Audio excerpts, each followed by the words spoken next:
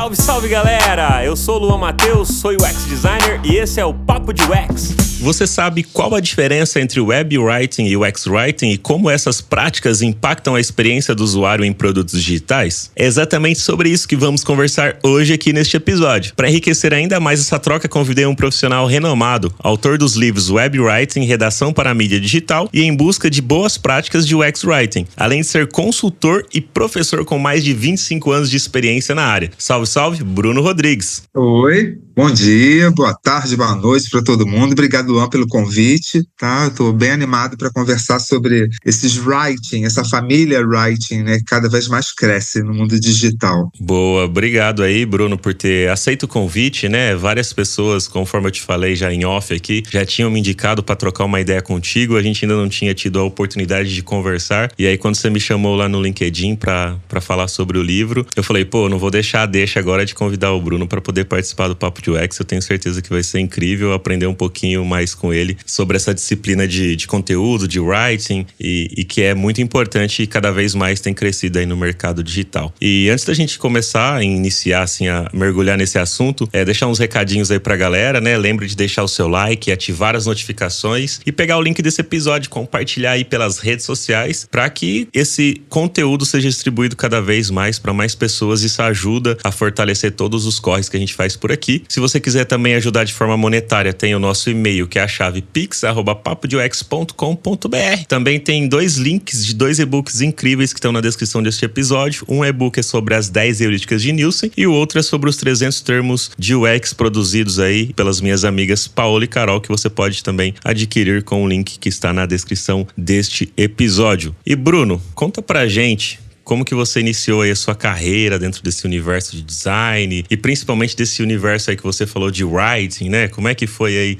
a sua jornada profissional, né? Que são, mais de 25 anos de experiência, livros. Como é que foi isso aí? Como é que você iniciou e que falou, eu vou por esse caminho aqui? O que te motivou? Você gostava muito de ler ou foi outro rolê, assim? Como é que é?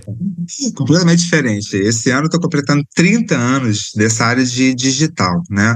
Mais de 20 anos em consultoria e treinamento. E até por isso que eu lancei, ano passado, 2024, o livro Web Writing UX Writing, pela editora Senac Rio. Eles me chamaram para comemorar nessas 3 décadas. Eu comecei, sou publicitário de formação, cheguei a ser redator publicitário, mas minha grande frustração, isso lá no final dos anos 80, era lidar com o universo onde era difícil eu ter um retorno, um feedback de por que meu texto era bom, por que meu texto era ruim. Eu me incomodava muito com isso, me frustrava mesmo, era chato. Eu sempre vi texto como massinha de modelar, então se você dizer que meu texto não estava legal, beleza, vamos embora, a gente altera. Eu gostava de saber os 2 lados, porque estava bom e ruim, nunca tinha tido esse retorno. Aí, nesses anos 90, né, como aconteceu com um bando de gente pelo mundo inteiro, surgiu a web e eu falei, gente, que legal, e eu comecei a notar que aquela mídia nova tinha uma maneira de você metrificar, maneira de você testar, maneira de você pesquisar mais, especialmente o texto, né, que era a minha área. E aí iniciozinho autodidata, era formado em comunicação pela PUC do Rio, mas naquele momento autodidata, e mergulhei no digital. Aí eu e minha esposa, a gente tinha contato com a Petrobras, a gente fazia matéria para a revista impressa da Petrobras, e a Petrobras naquele momento, lá em 97, estava começando a refazer o site da Petrobras, tinha sido feito de uma maneira muito tosca, muito simples, né? E aí souberam que eu estava pesquisando já redação para mídia digital, iniciozinho, né, gente? Aí souberam, Bruno, poxa, então vem aqui coordenar a equipe. Eu cheguei para ficar 5, 6 meses, fiquei 19 anos e meio lá, foi exatamente o boom da web, né, gente? E ao longo desse tempo eu comecei a escrever colunas para a internet, comecei, por conta da coluna, a me oferecer para as editoras para escrever livro. Escrevi o primeiro livro há 25 anos, né, em 2000, são 6 livros publicados até agora. E aí, isso web writing, né, Luan? E aí o web writing ficou lá firme e forte, e está até hoje, né, alive and kicking web writing, até que começou a surgir o UX writing já na época em que eu estava começando a fazer mestrado. Aí aí começou uma outra história. Poxa, que louco, né? Você falou que ia ficar pouco tempo, ficou 19 anos, cara. E nessa época que você criou esse site, poxa, era outra época, né? Não eram sites todo diferente como é hoje. Hoje tem uma pegada um pouco mais minimalista. Naquela época você usava muito GIF, né? Quando começou as primeiras páginas ali da internet. Como que foi essa experiência pra você ter desenvolvido ali o site da Petrobras, cara? Tipo, porque já é um puta case, né? Você começou já com um case bem relevante ali pro mercado, né? E como é que foi isso, assim? Eu comecei coordenando 2 pessoas, alguns anos depois tinham 12 pessoas já na equipe, né? E uma outra pessoa coordenadora junto comigo. Mas foi, na época, aquele momento, né? Sabe, tipo, momento histórico que você não tem noção direito do que está acontecendo. A gente sabia que estava surgindo uma nova mídia, que era mídia digital, mas era difícil, né? Aquela percepção histórica, vamos dizer assim. Tanto Petrobras quanto mundo, né?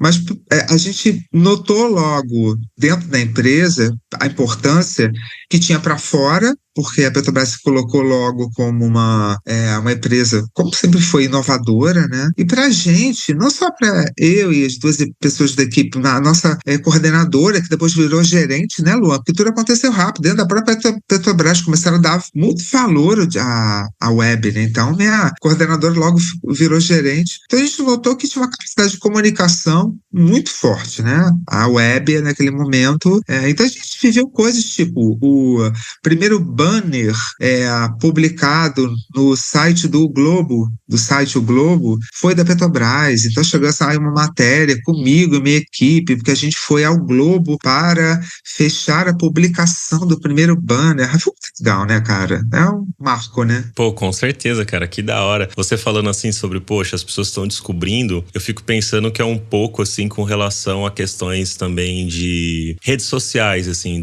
da potência que a rede social tem, que eu acredito, pelo menos é a minha percepção, que ela deu um boom maior durante a pandemia em 2020. Se você observar, muitas empresas ainda nem se usava dessa ferramenta, desse canal de comunicação que são as redes sociais, para vender seus produtos, né? Elas não se utilizavam disso. E de repente, por conta da pandemia em 2020, as empresas se pegaram, cara, agora a gente precisa fazer alguma coisa. Vamos começar a utilizar as redes sociais para poder se comunicar porque as pessoas, e para vender porque as pessoas não podem sair de casa. É meio que loucura, né? Tipo, a ferramenta já existia, mas precisou de algo ruim, né? Que aconteceu, que foi a pandemia. E aí que meio que abriu os olhos das empresas para que elas começassem a utilizar essa ferramenta também como uma ferramenta de venda e negócio ali. É muito engraçado, né? Porque é exatamente isso que você falou. Muito legal teu comentário, porque antes da pandemia, a internet ela dava capacidade de acessar conhecimento, né?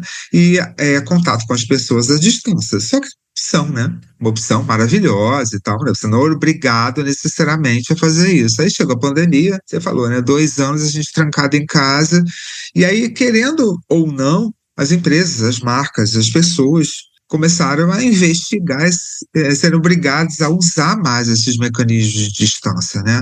É o que você falou, Lu, a gente sabe disso, só que a gente comenta pouco sobre isso, né? A gente redescobriu essa capacidade de se comunicar à distância.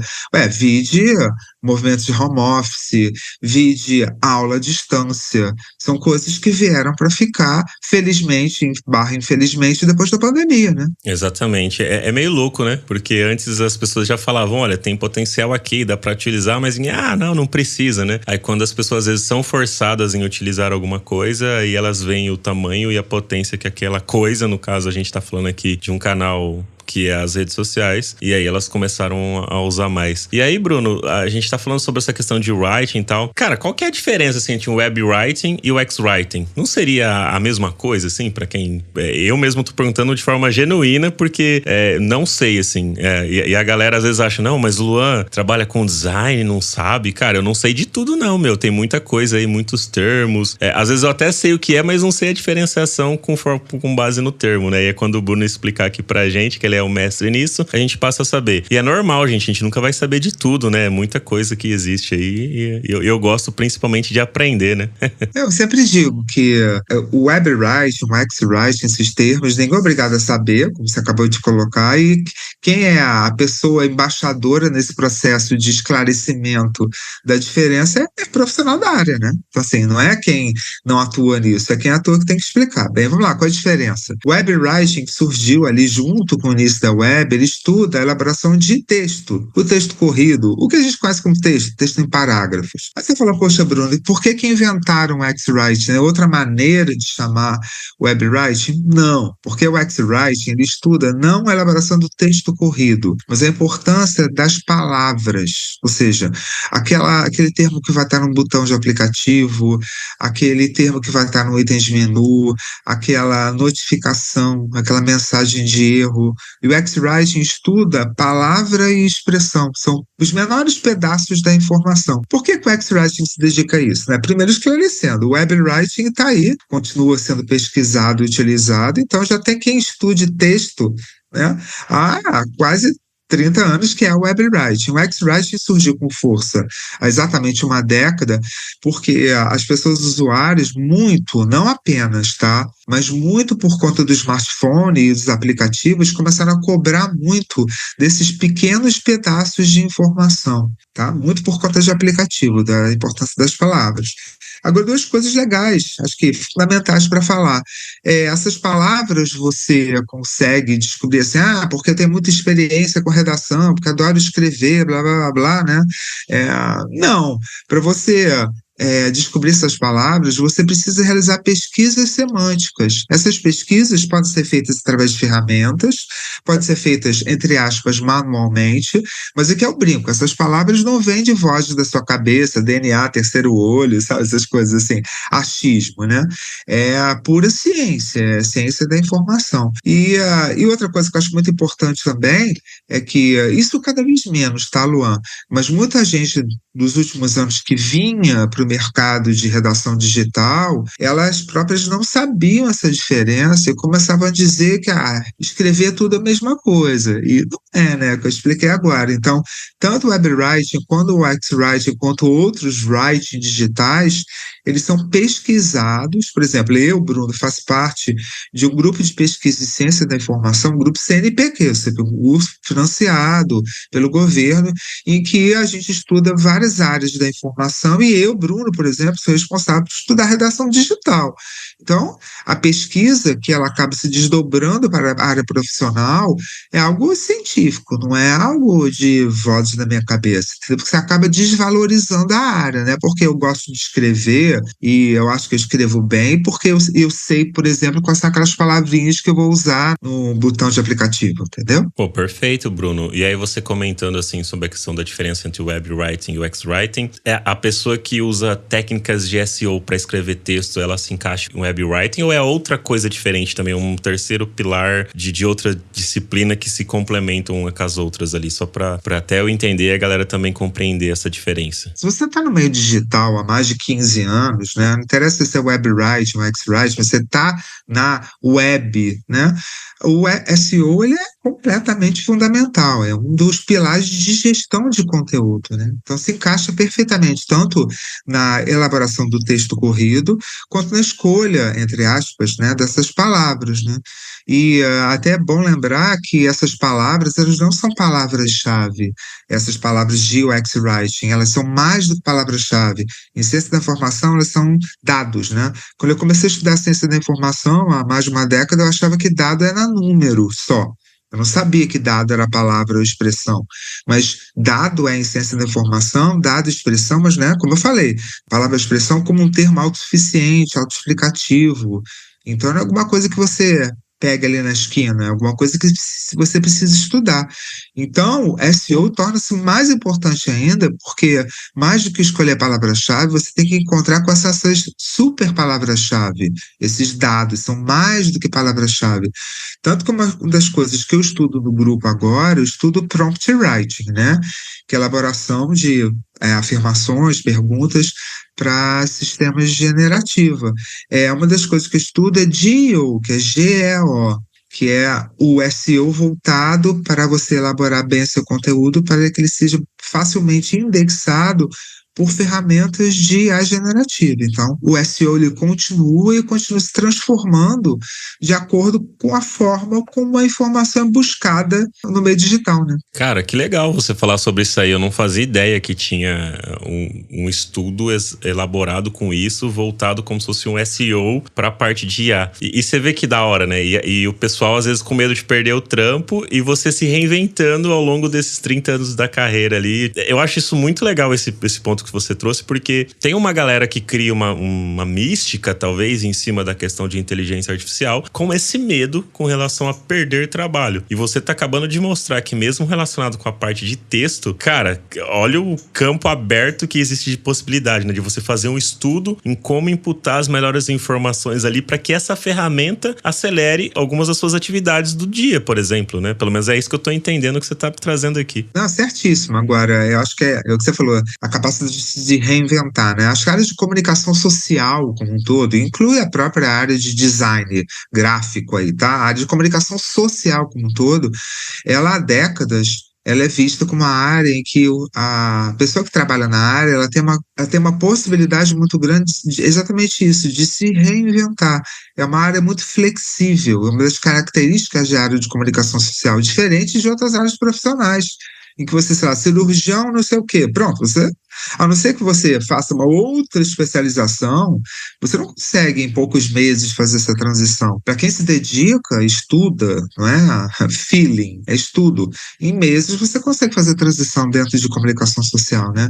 Então, a pessoa redatora que escreve, ela precisa notar que a gente está mudando de lado, né? Desde 1910, outro dia eu estava pesquisando isso no artigo que eu estou fazendo, em 1910, a área de comunicação social não tem impacto tão grande quanto ela está sofrendo em 2025, esse ano que a gente está, exatamente por conta da IA generativa. Então, assim, é um ano muito importante esse que a gente está vivendo, mas é um ano de muita transformação. E quem escreve, ela tem que notar que mudou de lado, tá? A tendência é que cada vez mais a pessoa redatora não escreva mais. Os sistemas vão escrever. A pessoa redatora, ela troca de lado. É a pessoa que vai ser responsável pelo input de afirmações, de perguntas, de material, nesse grande repositório semântico, que é o repositório semântico, né, onde o sistema de IA generativa está. Sendo esse sistema de generativa um sistema público, como é, por exemplo, a web para o ChatGPT, ou um sistema de repositório de informações privado, como é o de dentro de empresas, como está acontecendo em grandes multinacionais, né? De criar esses repositórios internos. Então, a pessoa que escreve, ela muda de lado, ela está mudando, né? E isso, desde 1910, o mercado está sofrendo esse impacto.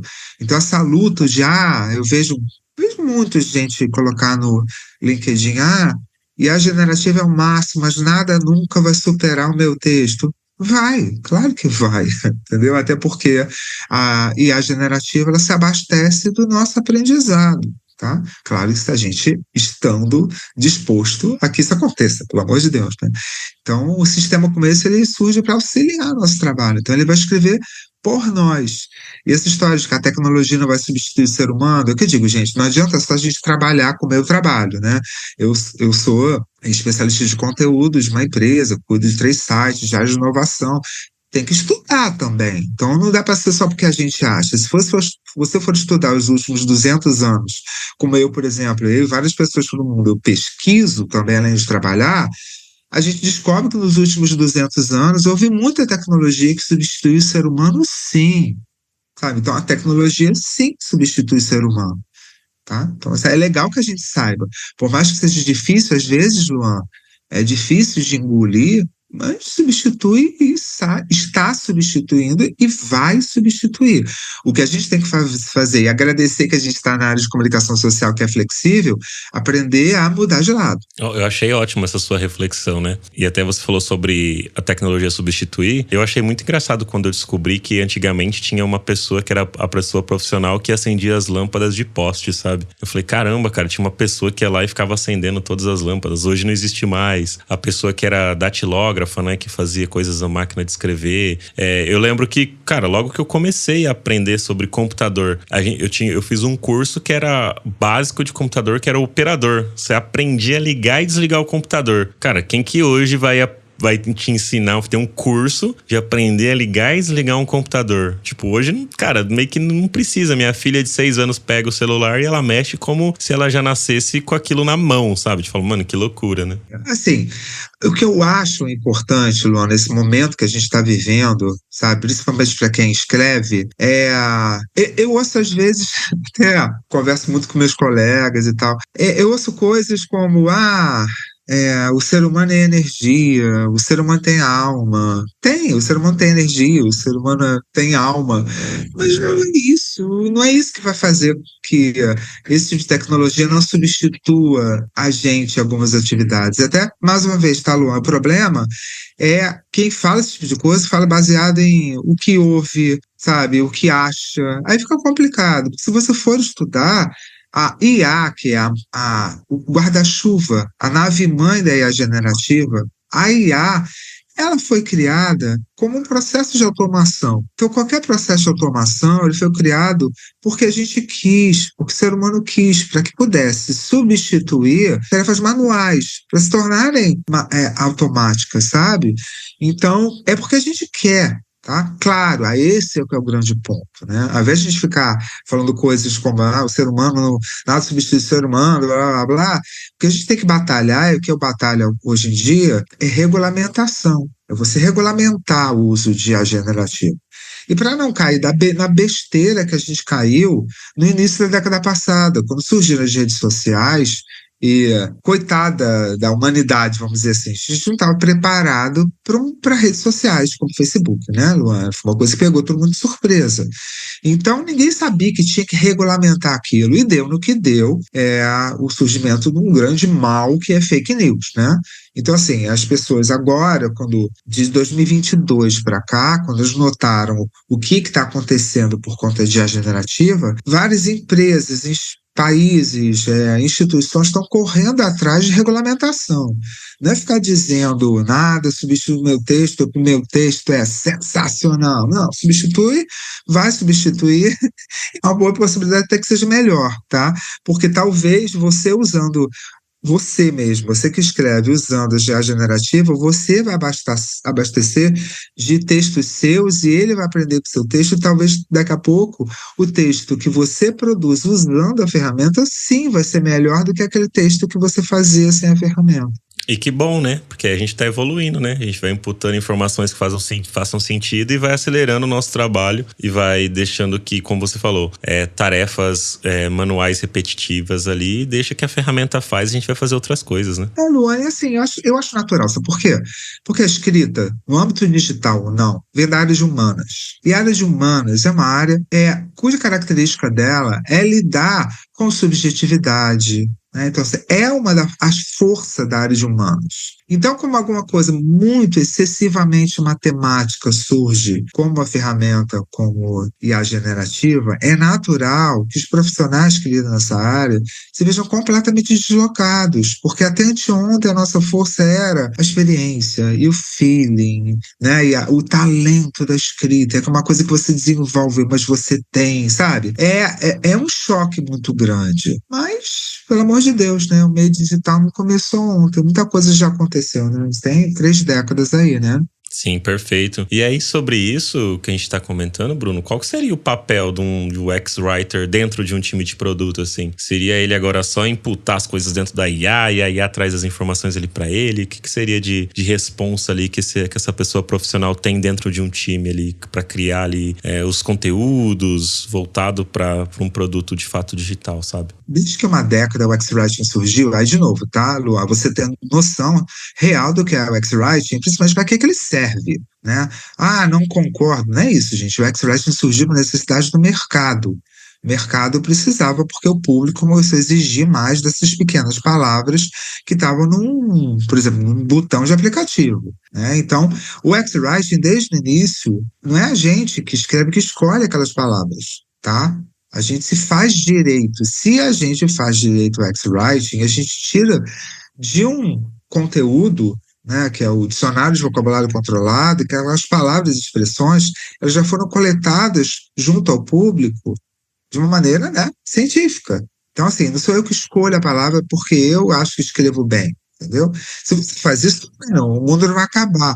Mas o X-Writing, ele surgiu pela essa necessidade científica de escolher exatamente aquele termo, aquele dado, como eu falei, né? Então, assim, já não é há uma década a pessoa X-Writer que ela escreve. Ela coleta lá aqueles termos para inserir nos locais certos, tá?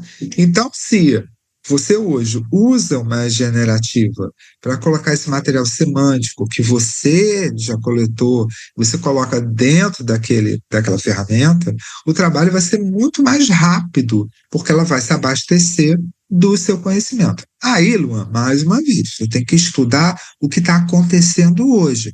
Você vai pegar esse material semântico que você coletou do seu público lá no ChatGPT, você não vai fazer isso, por quê? Qual é o repositório semântico do ChatGPT? É o web. Então, você não vai pegar uma coisa sua que você coletou, você vai fazer como? Você vai colocar no repositório semântico da empresa onde você trabalha, onde as empresas têm contratado, assinado, seja de que forma for, uma ferramenta que é interna. Então, você não vai colocar na web, você vai colocar no seu repositório semântico interno dentro da empresa e ali uma ferramenta ali dentro vai fazer esse trabalho. Você não vai colocar isso para fora. Mas é o que eu falo, entendeu, Luan? Você acaba ouvindo, isso é natural também, porque ainda é uma tecnologia emergente, e você ouça muita gente falando besteira. Você vai colocar isso. Por que eu não vou colocar isso na web? Eu não vou colocar isso no ChatGPT, eu vou colocar dentro da empresa, para o repositório de lá, para a ferramenta de lá, de a generativa, trabalhar lá dentro. É assim que a pessoa X-Writer e a Web Writer, a pessoa que escreve, já está começando a escrever, né? Como você falou, né? Se não coloca na web ali no ChatGPT, ela vai buscar informações não só do que você inputou, mas de toda a internet ali e pode... Por isso que às vezes dá uma alucinada na resposta daquilo que você deseja, né?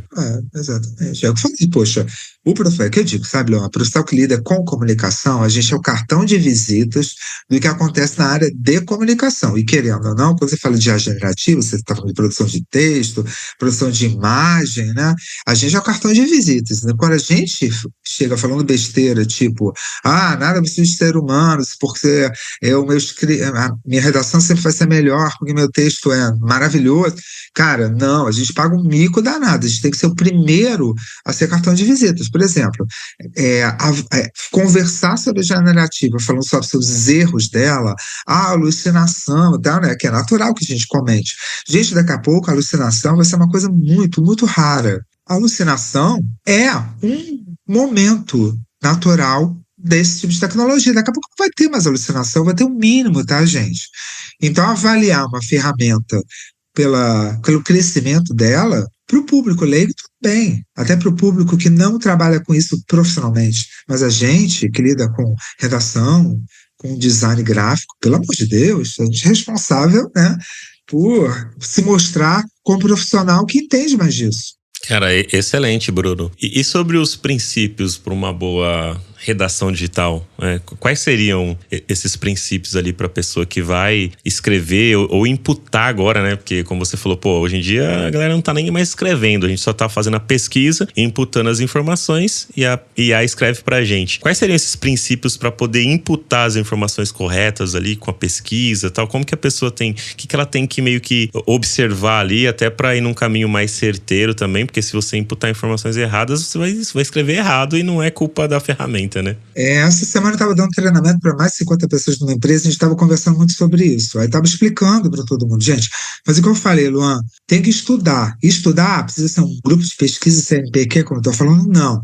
Mas estudar no sentido de assistir vídeo, ler livro, ouvir podcast, ouvir o que as outras pessoas estão pesquisando e estudando, tá? A gente estava conversando sobre como toda subjetividade ela pode se transformar em objetividade. Por que eu estou falando isso? Porque há alguns anos já o discurso de que escrever é contar histórias, isso é muito relativo, tá, gente? Até porque o storytelling, ele tem várias ramificações. E quando você vem com essa bagagem muito subjetiva, muito de humanas, para o território da matemática, que sempre foi o território digital, e que é um território em que o público está procurando cada vez mais objetividade, isso é muito ruim, gente. Porque escrever, contar histórias em outro contexto. Até porque contar histórias no contexto do produto digital, ele já há algum tempo é trabalhar storytelling com dados. Tem um livro maravilhoso chamado Storytelling com Dados. Vai sair até, acho que uma continuação dele, um livro de trabalho, sei lá.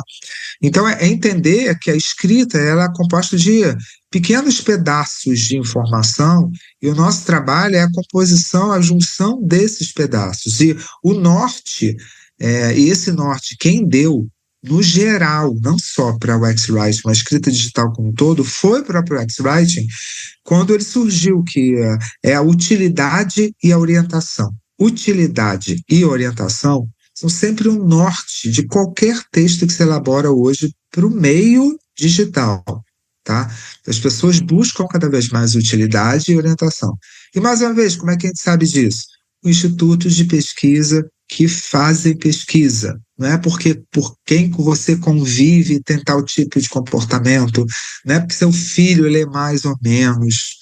Gente, né, para as pessoas que vivem na nossa bolha, você tem que procurar institutos de pesquisa para dizer esse tipo de coisa, tá?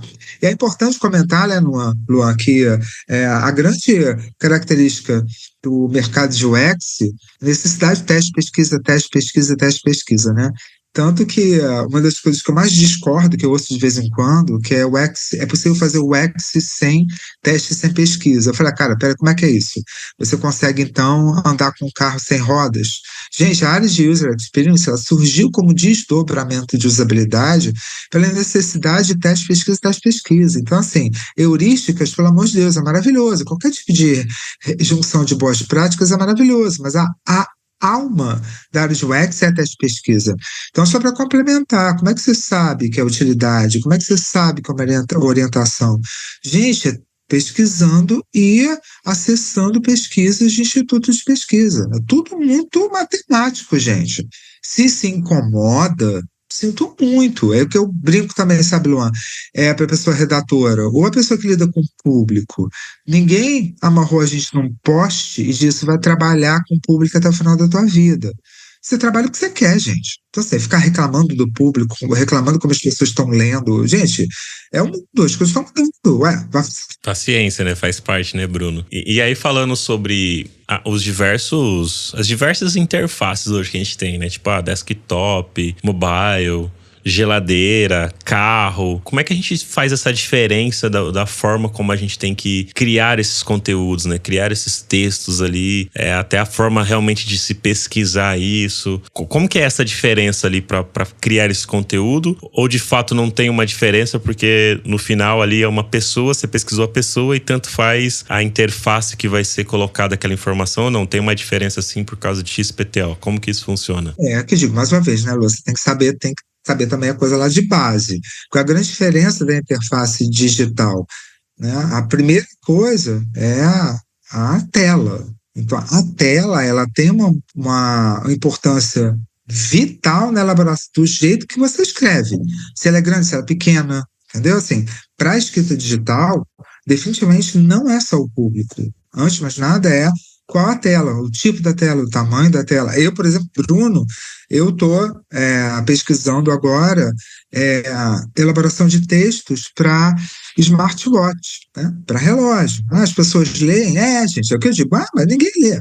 Mais uma vez, chega de achismo, vai pesquisar, tá bom? De gente que lê, né, em smartwatch. Né? Não é porque você não convive com gente que não lê, porque as pessoas não leem, entendeu? É pesquisar. Então, eu, por exemplo, agora estou pesquisando esse tipo, estou pesquisando nanowriting, sabe? Eu estou pesquisando microsemântica. O que é isso? Gente, que eu falei, vai pesquisar, vai estudar. Não é só porque a gente gosta de escrever, você não aprende por experiência e osmose, não. Ainda mais agora que a coisa está ficando cada vez mais matemática. Entendeu, Luan? Então, tem diferença, sim, para cada tipo de tamanho de tela, né? Como tem para o desktop, notebook, tem para o smartphone, agora para o smartwatch, tem para Smart TV, né? Os elementos textuais que você vai trabalhar numa Smart TV. É completamente diferente? Não.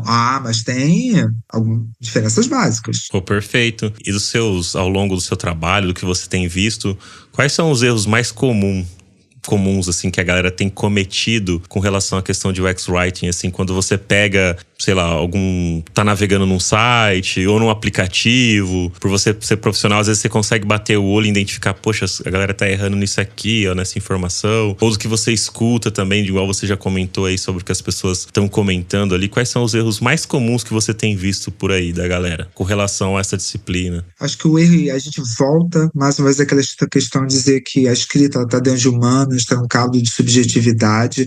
Só que isso tem mudado de, no mínimo, 10 anos para cá, porque o público tem exigido mais objetividade. Mas o profissional vem dessa área. Então, o que eu noto, sabe, é muito X-Writing. Uso de gíria, de regionalismo, porque as pessoas acham que lidar com públicos específicos é usar gíria e regionalismo. Mais uma vez, não tem pesquisado, não tem estudado. E o que acontece? Tem até algumas áreas hoje de linguística que já são completamente contra o uso de gíria e regionalismo no contato digital. Por quê? Porque esse fenômeno faz parte também de diversidade. Diversidade foi a gente levantando dedo e dizendo assim, olha, eu faço parte de diversos grupos, mas eu também sou o Bruno, eu também sou o Luan. Eu, como indivíduo, quero ser ouvido. Então, quando você, vou conversar com o jovem de classe média de Campinas. Sei, você conhece cada pessoa ali, cada jovem? Não. Então, como é que você vai garantir que cada pessoa ali daquele grupo, ela entende essa gíria? Fala, isso para quem escrevia até anteontem, entre aspas, como assim, todo mundo tem que entender. Então, assim, quando a gente usa hoje o manancial semântico para falar no meio digital, a gente procura, sabe, Luan, termos de amplo alcance, que, pelo contrário, não sejam gíria e regionalismo, porque senão você está praticando, adivinha, preconceito, porque você supõe que a pessoa entende um termo, você não conhece todas as pessoas, e é como se você dissesse, aí está o preconceito, não entende? Vire-se ou sinta-se excluído. Para você ver, né, às vezes você trazendo esse tipo de informação, essa forma de explicação, talvez algumas pessoas achem, mas trabalhar com X-Writing é mais fácil, né, é texto ali, é mais simples, mas olha o tanto de trabalho antes de você fazer para se escolher uma palavra para colocar em um aplicativo, por exemplo, como esse exemplo que você deu, né? Poxa, não é simplesmente você, né, achar que colocando isso porque um grupo específico menor vai entender e ao mesmo tempo você deixou de fora outro grupo. Então você tá separando ali e trazendo, como você falou, esse preconceito, né? Então, existe muita pesquisa antes de se tomar uma decisão, né? Então, o X-Writing ali, ou a pessoa que trabalha com isso, ela tem que ter muito esse viés de pesquisa, né? De gostar de pesquisar, de entender de fato, e não apenas só a pessoa que gosta de escrever, porque às vezes pode ter, a galera gosta de escrever, gosto de escrever, vou trabalhar como X-Writing aqui. Só que não é só isso, né? Ela pode ser uma X-Writer ali, só que ela tem que correr atrás também de entender muito sobre pesquisa, como fazer esses tipos de pesquisa e mergulhar nessa parada, né? E assim, eu acho que fica uma dica aí para o pessoal, especialmente mais novo, né? Gente, se você entra numa empresa com um pessoal X-Writer, começa a trabalhar, aí de repente percebe que no time as pessoas não valorizam a atividade de writing, a empresa não vê o valor. Olha só, gente, antes de mais nada, o X-Writing dentro de UX, tá? É como se fosse o irmão mais novo. Então, o irmão mais novo, ele sempre tem que se afirmar perante os irmãos mais velhos. Então, sempre vai ser a pessoa writer que vai ter que convencer os outros da importância, entendeu? É o que eu digo, gente, ficar reclamando, isso e aquilo. Tem um ponto de corte? Tem. O seu time, a empresa, realmente, depois de todo o esforço teu, né, não entende, até porque caiu aqui, né? Esse não entender a importância das outras pessoas do time, porque essa altura, 2025, você num time de produto, você não entender o valor do texto, você, como profissional de UX, está desatualizado. É a mesma coisa como se eu, no time de UX, não entendesse a importância do pessoal de pesquisa, de research. Aí você, como profissional, está desatualizado. Então, assim, antes de mais nada é isso. Depois, a empresa, a essa altura, que não entendeu o valor da palavra, da expressão, né, como recurso de conversão, gente, pelo amor de Deus, Então, notou isso dentro de uma empresa? O time não está entendendo, a empresa não está entendendo? Ué, sai, vai procurar outro emprego. Gente, essa coisa de você ficar levantando essa bandeira só para você se afirmar como profissional, olha como... Gente, isso só vai fazer você perder tempo na sua carreira. Você pode continuar levantando bandeira num emprego melhor. Olha, na minha empresa entendem, mas eu sei que no mercado tem muito que não entende. Vai ganhar teu dinheiro, vai ser feliz trabalhando bem, mas fique infeliz levantando a bandeira, gente. Isso é perda de tempo. Perfeito, Bruno. E sobre o futuro? Como que você encara aí de como vai ser? Eu sei que você já comentou um pouquinho ali no começo da nossa troca aqui, mas o que você tem de expectativa aí de como vai ser para essa disciplina de UX Writing? Você acha que novas nomenclaturas sempre acabam surgindo, tudo, mas o que pessoas profissionais, né, os UX Writers que trabalham com isso, pode esperar aí do futuro com relação à questão da IA? E eu sei que você já falou, né, sobre de fato, cara, a gente vai mais imputar e quem vai escrever vai ser a ferramenta. Mas além disso, você vê outras formas e o que esses profissionais também podem fazer para se atualizar mais, ter mais informação, ir por um caminho mais correto e tudo mais? Primeiro é o que você comentou, gente, assim, surgiu a luz elétrica, então sinto muito, lampião, tá? Você que escreve, aprenda a passar para o outro lado para lidar com prompt, tá? Gente, não é lidar com prompt porque você tem jeito, você é pessoa extrovertida, você gosta de escrever e aí você não precisa fazer nada para escrever prompt. E não é escrever prompt como o seu amigo escreve, ele não fez curso nenhum, ele não tem estudo nenhum, tá, gente? Para fazer reais prompts, você tem que estudar, não adianta, gente. Não é só porque é o profissional que de escrita, porque ele já escreve, ele vai fazer uma transição de estalar os dedos, mas sim, é mudar de lado. Acho que o grande recado também, acho que o grande principal recado é a gente olhar um pouquinho para o passado. Há 15 anos, no mínimo, né, Luan? Google, através de SEO, ele tem dito pra gente, olha, preocupe-se cada vez mais com a palavra. Vocês estão preocupados demais com o texto. Aí surge o UX-Writing. Olha, importante a palavra. Não é a palavra que vem de voz da sua cabeça. Tem que ter pesquisa para descobrir isso. Então, o que muita gente já fala há quase 2 décadas é a pessoa de escrita, ela tem que gostar da palavra, mas em que sentido? É como se colocasse um bando de peças de Lego na sua frente, você está super animado para brincar porque você ama brincar de Lego. Só que não necessariamente você criou aquelas peças de Lego. Aquelas peças de Lego estão ali. Então você tem que gostar de brincar com aquelas peças de Lego que você não criou. Tá, gente? A escrita daqui para frente vai ser lidar com escrita no âmbito menor e maior possível, tá? Lidando com essas peças de Lego em ambientes vários que vão surgir. A autoria, essa coisa bem profunda da escrita, tá, gente? Ela tá se transformando e vai se transformar.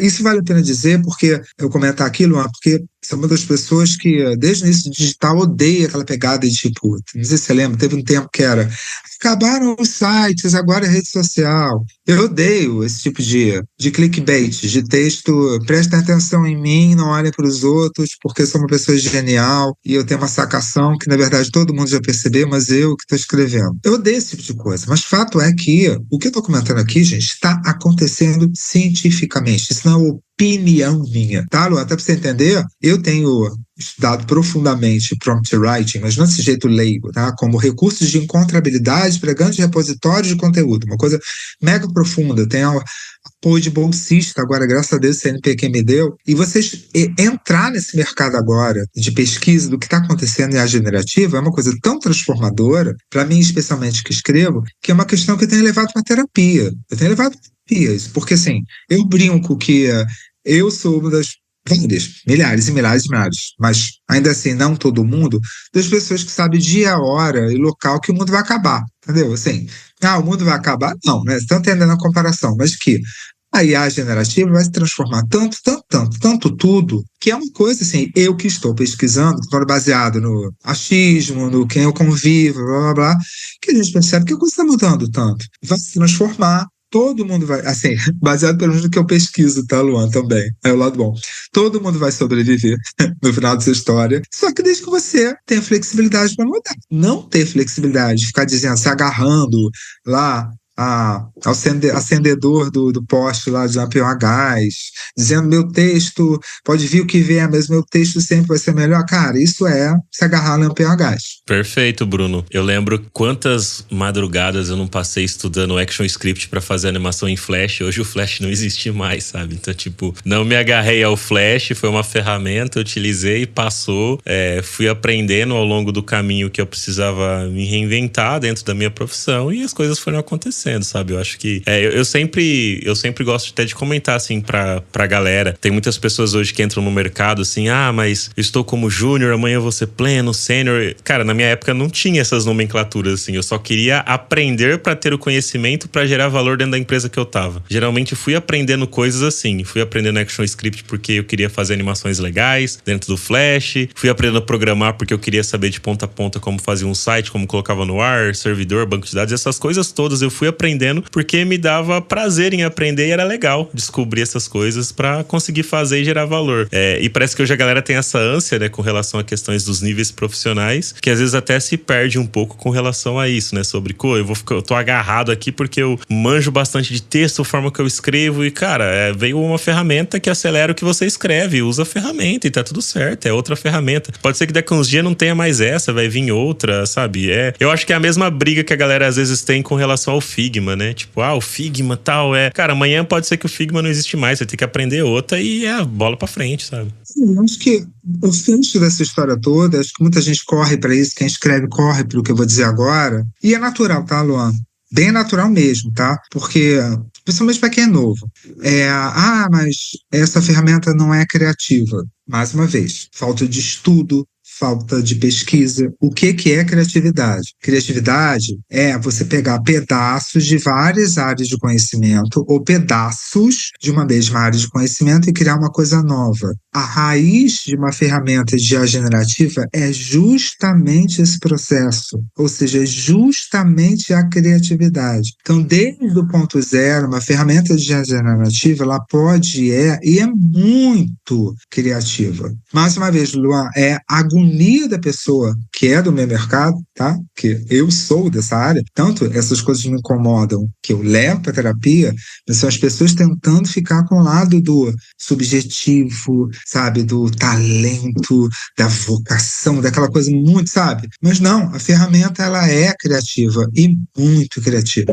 Show de bola, Bruno. Cara, muito obrigado aí pelo papo, foi incrível. Tenho certeza que a galera que tá nos ouvindo também gostou pra caramba. Eu amei, pra mim foi uma aula, assim, muito bom. E espero que você tenha gostado também de ter trocado essa ideia aqui com a gente no Papo de UX. Eu gostaria de deixar agora um espaço para você divulgar aí suas redes sociais, seus outros livros que você falou que tem vários aí, onde a galera consegue adquirir, inclusive, comprar aí seus livros. Se você dá curso, mentoria, como é que você pode fazer para ajudar a galera que tá nos ouvindo aqui, que, várias coisas que você tem aí, talvez a galera quer aprender um pouquinho mais contigo aí. Como é que ela faz aí para trocar essa ideia com você? LinkedIn, eu sou linkedin.com/perfil Bruno Rodrigues, né? Que eu não consegui, o Bruno Rodrigues perfil Bruno Rodrigues. Procure Bruno Rodrigues lá, acho que você procurando um pouquinho vai me achar. Instagram é @Bruno Rodrigues. Dá uma busca lá também, mas é Bruno Rodrigues direto. O meu livro, eu tenho 6 livros publicados, acho que vale a pena comentar de 2. O mais recente, 2024, que tem digital e impresso, que é Web Writing e UX Writing,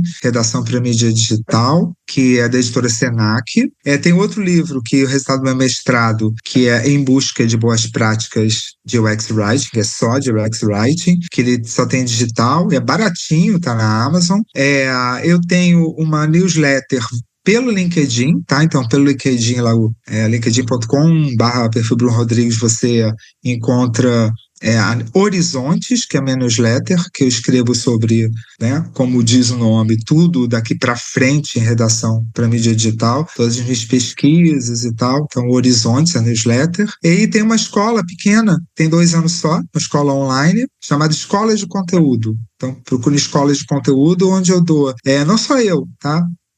Cursos ligados ao universo de conteúdo digital. Cara, muito bom. E lá nesses cursos tem um curso voltado, igual você falou, cara, como é que a gente putas prompts melhores na IA, voltado para esse tipo, pra galera que, né, que tá no hype agora, não só no hype, mas uma ferramenta que veio para ficar e a gente tem que começar a aprender e utilizar. E aí seria ótimo se tivesse curso. Tem esse curso por lá? Tem 2 módulos, e são módulos pequenos, módulos de 3 horas só, porque é uma área que está começando ainda, né, Lu? Então, assim, eu só transformo em conhecimento dos cursos as coisas que, de fato, eu tenho certeza, né? Então, eu tenho um módulo inicial e o módulo 2, que eu dei a primeira turma há pouco tempo, de modificadores de texto, que é um pouquinho mais avançado. Mas tem, né? Tem esses cursos, sim. Pô, perfeito, então. Bruno, mais uma vez, muito obrigado por ter participado aqui do Papo de UX. Se você gostou aí também, deixa o seu like, ativa as notificações, pega o link desse episódio, compartilha aí pelas redes sociais, principalmente se for lá no LinkedIn, marca o Bruno Rodrigues por lá, marca eu também, Luan Matheus, que a gente quer saber o que você achou. Vamos estender essa conversa pelas redes aí, né, pra multiplicar ainda mais esse tipo de conhecimento. E se você quiser ajudar de forma monetária, tem a nossa chave, que é o nosso e-mail pix@papodux.com.br. Lembrando que tem os links dos e-books na descrição deste episódio. Quer que o Bruno volte aqui? Me enche o saco lá também pelas redes sociais, no Instagram, @papodux. Fala, traz o Bruno de novo, vamos falar